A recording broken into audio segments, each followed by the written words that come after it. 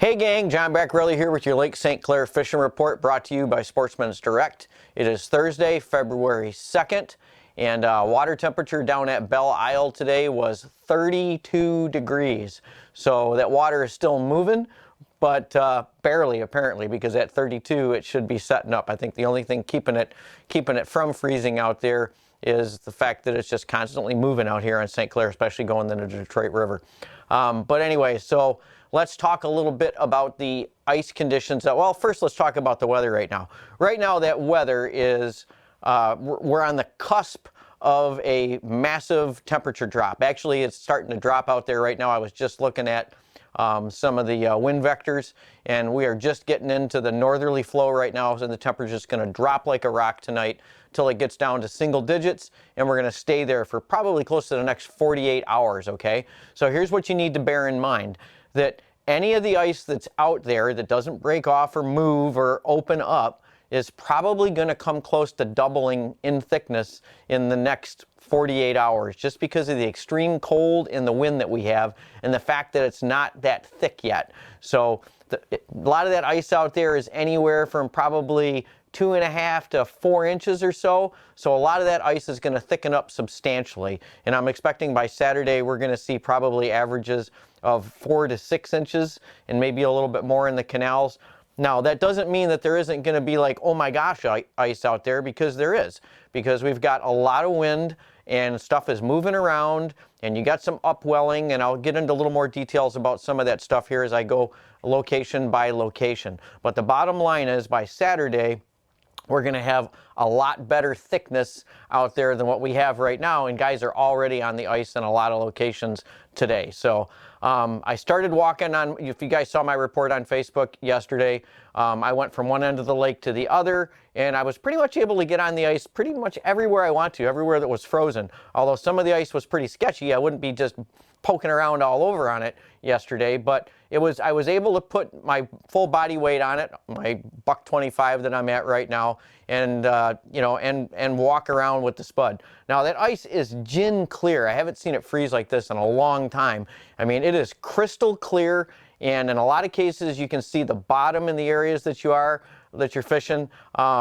And that's gonna, well, we'll talk about that a little bit more too, as far as what that means to what you should be kind of focusing on. So let's start out, we'll start off at closest to our store in the Metro Park and the day sail, because I know a lot of you guys are just chomping at the bit to get out there on the main lake. I don't know that many guys actually went out there today. There might have been a couple.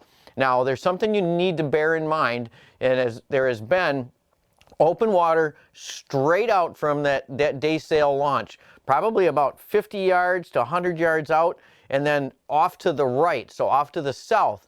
That ice out there just has not been able to settle down. It keeps moving around. There's a couple of breaks out there. And I think that south wind is creating an upwelling out there. So that water is getting pushed up, and it is not freezing. It's really strange looking out there, because everything else is just flatter than a pancake out there. And then that area right just straight out and then out to the right, the water was just all ripply, and it just, even when there wasn't hardly any wind, the water just looked crazy out there, and it just was not setting up. So what you really have to worry about is if it does freeze up, when we go down to zero for the next 48 hours, those pockets out there are probably going to be substantially thinner than everything else around them. So that would be straight out from the day sail, about 50 yards out, and then a lot of that stuff between there and that next point, it was just all sketchy looking. So I would just steer clear of that if you go out there at all. Now, that ice from the day sail all the way down to the point, when I was just down there this evening, and I keep checking it, I've been watching it, that ice has just stayed in there and is locked up, and it should be good to go for the weekend. Now, again, you need to be using a spud, guys. This time of the year, with this brand new ice, this is spud time. This is not drag the power auger time out and just walk around and not pay attention. You should be looking at what you're walking on, because you can see anyways. You can see the thickness of the ice pretty much, and use that spud. Okay, so now we're going to go over and talk about the basins and the marsh area. The basins have been froze almost at the exact same time that Main Lake did, although the thickness in the basin and over in the actual marsh itself is currently thicker than that Main Lake. It's just more protected. There's less current for the most part over there until you get over by Black Creek and by those islands. But so that ice is even going to be thicker yet by the weekend. Guys were already on both that first basin there by the boat launch and over in the marsh today. I was there this afternoon. There was actually a lot of guys over there on the ice. Fishing wasn't real good, but with bluebird sky and gin clear ice, I wouldn't expect it to be. Going into the weekend, it's definitely going to pick up because we've got this warm front coming, and the fish are going to feel that, and the bite's just going to get better everywhere on the whole lake. So that's the Metro Park area, okay? Going further to the north over by Harley, the actual boat launch itself was froze up, and it actually looked pretty good. Now, I didn't walk out on any of that ice, but it looked pretty good for you guys that are familiar with that area and you wanna risk your lives over there. That area is always sketchy, even when it looks good. Even when the rest of the lake is froze really well, that area over there can change by the hour because that's an outflow area from the Clinton River. It's constantly got water moving through it, and it can change literally while you're there, and it can change from, taken from one step to the next. So if that's your area and you've been waiting for it to freeze up, it may be worth a check. The south side of that point over there, between there and Metro, there is just tons of ducks over there, tons of ducks and geese, and they were keeping a lot of pockets of water open, even with the crazy cold temperatures. There was a raft out there. I don't know how many thousands of birds were in it, but they've been keeping a lot of those areas open. As you get further back into the bay, that stuff was pretty stable back there, and the thickness on that may be worth a check on Saturday as well, okay? I didn't walk out over into any of that stuff, but it froze up about the same time as the main lake off the beach, so I would expect that it's going to be very similar thickness to what we had there. That pretty much goes for the whole lake. The areas that froze have pretty much been frozen. They all froze at the same time. So going a little bit further to the north now, we're going to stop at the Selfridge, at the boat launch there. The boat launch itself at Hall Road, or we call it the Selfridge launch by our little store, the boat launch itself was froze up, and there were guys fishing on it today. Okay, and I think there were guys on it yesterday as well too. The main lake out in front has been open, okay? There's been a big stretch of open water almost right out in front of the mouth. Same deal there with some of that water that I was talking about off of the day sail. It's got like a current going right now, and no matter how cold it gets or how calm it's been, it's just moving, and it's got that ripple action on the surface going, and it is just not freezing. So that stuff may freeze up too when we go down to zero, but you're going to have to pay really close attention, because if you come out of that boat launch, you just got to know that you're going from what could be several inches of ice in that boat launch, and as soon as you get out front, that stuff is going to be new ice.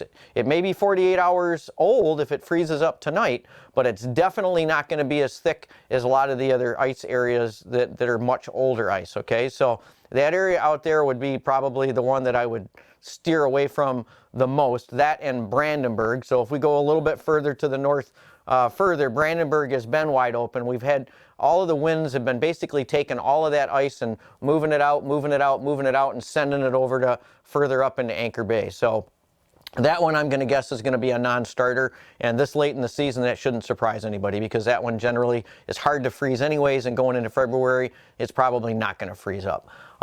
So then we're just going to hop on the road and we're going to run all the way up, and was a kind of a mixed bag along the shoreline, all the way up the shoreline until we get all the way up by Meldrum Road, and then from Meldrum Road all the way up into Fairhaven was locked up. And I think it's going to lock up more with what's going on with the weather forecast and everything, and with all that other ice blowing up into the bay from the rest of the lake with the south winds that we had. So, from there, I mean, if you've got access up there, it's definitely worth a shot. Definitely from Bobby Mac's up to the Fairhaven boat launch, the raft, those areas should be fine. I know guys were out on that ice today. I got a report right before right before we did this report, actually, from Derek on his way home. He stopped up there, and one of his buddies was coming in and had some really nice perch from up there by that Fairhaven boat launch. Now, that ice is about the same age as everything down to the south. Probably don't have to worry too much about anything happening to that ice in the next 48 hours because it should be pretty locked up out there. But now, remember I said that wind's going to switch and the temperature's going to fall, right? So when that wind switches out of the north, what we do have to watch is going to be that ice like down by the Metro Park, by Metro Beach.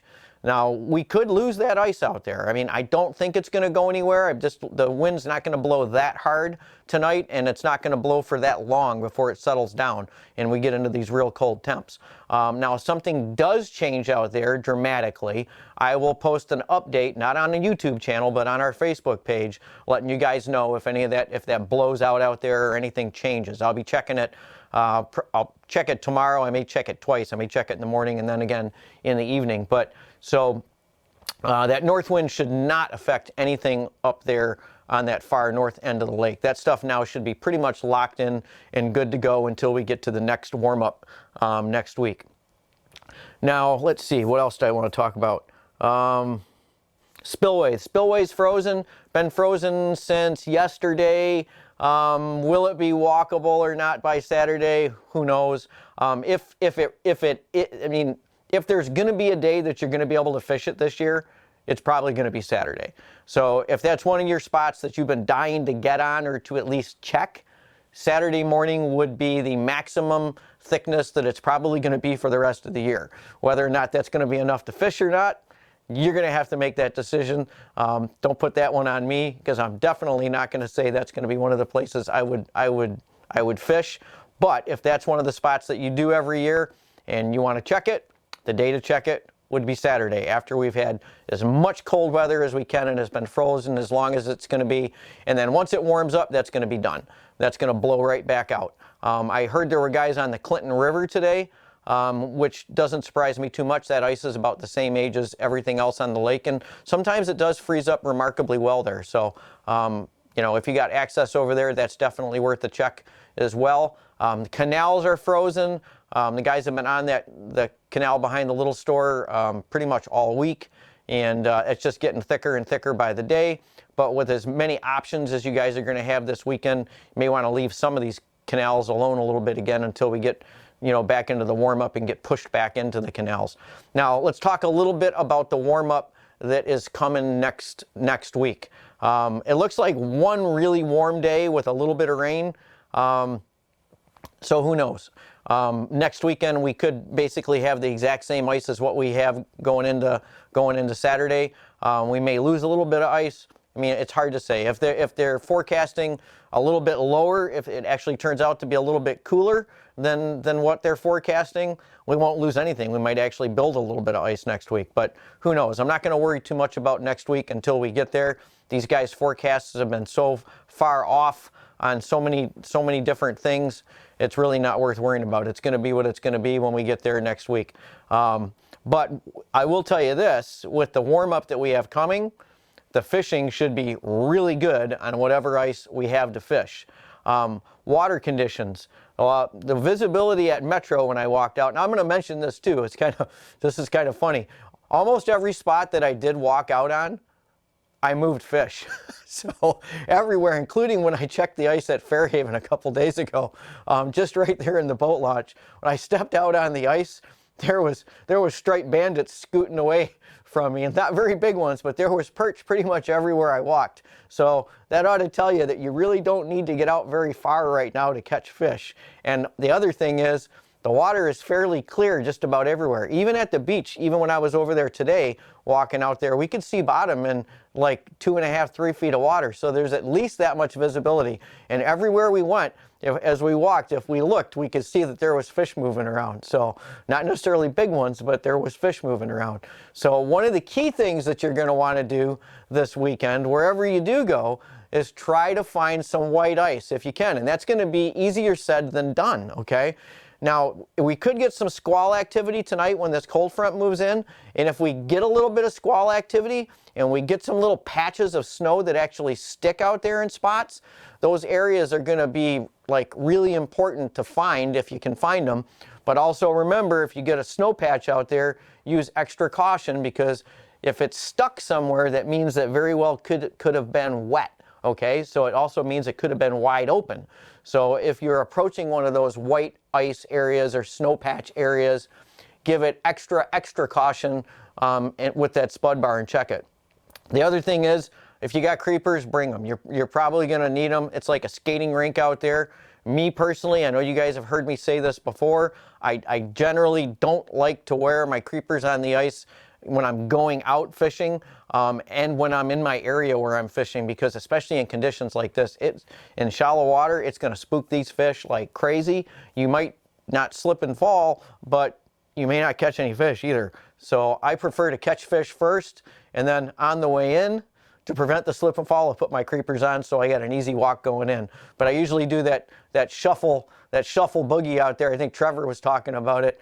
You know, basically you don't pick your feet up and you just kind of scoot on the ice, and you know, gotten pretty good at that over the years, and it's a lot quieter out there. And so anyways, bottom line is kind of keep the noise to the minimum, because it is, and once you get set up in a spot, don't make a lot of noise on top of the ice. It is going to get transferred down, and it's definitely going to make those fish skittish. Other things, obviously spud, use that spud. Something I ran into talking to a guy in the store today. I mean, some of you guys may not really know how to use a spud bar. You know, I see guys walking around out there, and it's sometimes it just kind of blows my mind. They're using the spud and they're whacking right down, basically right between their legs, which is kind of foolish, right? Because what are you going to do if the spud goes through right there? The other thing is, I'll see guys like they're loading up on their spud like they're taking a swing with a baseball bat. And the other thing that happens with a spud bar, especially a speedy spud, if you're loading up like that and you're sending that spud, if it goes through really skinny ice, what's it going to do? It's going to take you with it. You got a lot of momentum going, and if it doesn't actually come down and thud, it's going to take you right with it, or one arm it, right? Or you just lose the spud. I mean, how many guys have done that? You let a buddy borrow your spud. He wants to go check a spot, and he comes back, he doesn't have your spud because he sent it right through the ice. So the reason why I like the speedy spuds, they got the teeth on the end. All I have to do is poke the ice out in front of me. You get used to poking the ice, you get a good idea. For me, if I draw water with it and it doesn't go through, then I know I can walk on it. I got to be careful, but I can walk on it. And with this black ice that we got out there right now, if you see when you hit it with that speedy spud, you'll see it'll literally blow that ice out on the bottom. You might have 3 or 4 inches of ice there, but you'll see it like shatter on the bottom like glass. And you get a really good idea then of how thick that ice is, because you can literally see 3D, you know, how thick it is. Even if the spud draws water, you'll be surprised. You might have 4 inches of ice there. So, but with that spud, you should be poking out in front of you with it. That's why those spud bars are so long, so that you're checking that ice out in front of you before you get to it. And you're not hitting it so hard that you've got momentum going that you're going to lose the spud, or it's going to pull you off balance and take you in. So for some of you guys, that may sound like common sense, but I've seen guys out there and they obviously don't know how to use a spud bar properly, and it's really not going to benefit them. It's not doing its job. It's not protecting them. It's not checking the ice. So anyways, that's all I'm going to say about spuds right now. I think that's all I've got for you. Satellite image, I looked at that. It's showing a lot of ice cover out there on the lake. It's kind of weird looking because that ice is really clear. So it's, you know, it almost looks like dirty water in areas, but I don't think it is. I think it's mostly ice. And if you look on the Canadian side, you'll see the big ice jams, the big lines of white out there that are like 5, 6 miles, 7 miles offshore on that Canadian side. So that ice is probably locked in pretty good over there for all my Canadian YouTube subscribers over there. Hopefully you guys have got ice to get out over there as well, off of St. Luke's and everything, and for all you airboaters going over into St. Anne's. Man, I think that's it. We should have you covered for bait and all the goodies at the store for the weekend. Got a sale on electronics and stuff, and power augers and all that good stuff. And with that said, like I said, if there's any major updates, check us out on our Facebook page. And if there's anything dramatic that changes out there, I will be sure to post some kind of an update there, just so that, like, if we lose the ice at the beach or something like that, so that you're not wasting your time putting that on your addendum for the day on Saturday. So get out there, enjoy it while you can. Dress warm, because it's going to be a very, very cold morning on Saturday. Hey, if you like this video content and you want to get updated as soon as the next video is out there, hit that subscribe button and the little bell icon, and you'll get notified as soon as the next video is up.